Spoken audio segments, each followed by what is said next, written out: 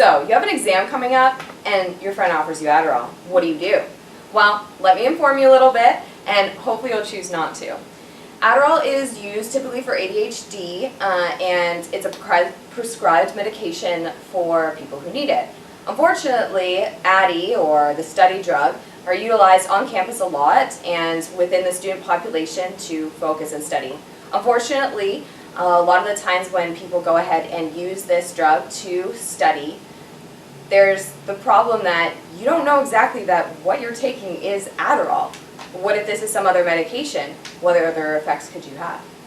In addition, even though you can focus when you're on this drug, it doesn't necessarily mean that you're going to get through a lot of material. And say you want to go ahead and take a drink at the end of the night, Adderall can actually mask the effect of alcohol poisoning. So you could be completely awake and in need to go to the hospital. Isn't that scary? So let's talk about the short-term and long-term effects of using Adderall. So short-term effects is that you can have a loss of appetite, you can have dry mouth, you can have headaches, you can have hallucinations and shortness of breath. Also, your heart will be pounding like crazy. If you use this for a long time though, there's a lot of risk of depression and mood problems, in addition to having problems in the long term with your heart. And unfortunately as well, Adderall has a risk of dependency, and so you can go ahead and find that you need this drug to go ahead and focus, and this is quite an expensive habit that you don't want to have. So I'm going to talk to you guys about marijuana. Some common names are ganj, green, pot, and hash. The marijuana actually has some health effects, and I know that a lot of people say that, oh, cigarettes have more, so I'm going to smoke weed. Well, weed actually has effects on your brain, your lungs, and your heart. So first we're going to talk about the brain. So when you smoke, you get impaired judgment, impaired reflexes, you have loss of memory and concentration, and you might have a little bit of anxiety.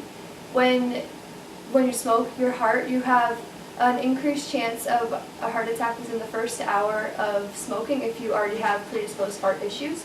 And it increases your heart rate 20 to 100%, and this is called tachycardia.